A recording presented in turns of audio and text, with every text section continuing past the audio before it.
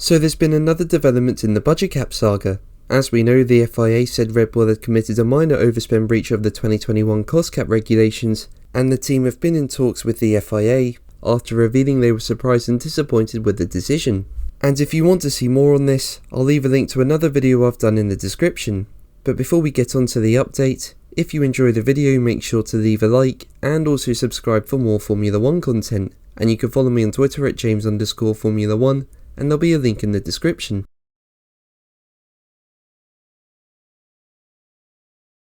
Now, a minor overspend breach offence means the spend was less than 5% more of last year's $145 million limit, meaning the breach can be anywhere between $7 and $7.25 million. Red Bull do have the option of going down the accepted breach agreement if they concur with the FIA's findings, or they can choose to challenge the matter through the cost cap adjudication panel. Now, as I said, Red Bull are currently in talks with the FIA as to what to do next, following their statement on Twitter disagreeing with their decision. And it's important to note the FIA said in its statement that all teams acted in a spirit of good faith and cooperation throughout the process of going about the budget cap. But while it's yet to be established what the FIA found Red Bull minorly overspent on and by how much, as well as what route Red Bull will take in response, McLaren F1 CEO Zak Brown has written to the FIA on the matter. He wrote to President Mohammed Ben Sulayem and F1 CEO Stefano Domenicali in private last week, with the contents recently emerging.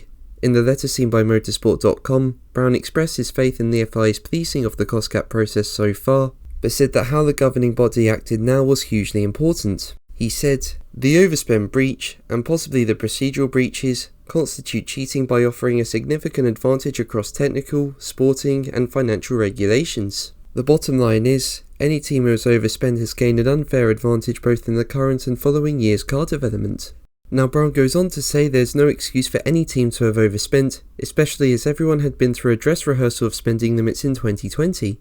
And he expressed his belief that any breach of the spending limit should result in a sporting penalty, rather than just a fine. He added, "We suggest that the overspend should be penalised by a way of reduction to the team's cost cap in the year following the ruling, and the penalty should be equal to the overspend plus a further fine.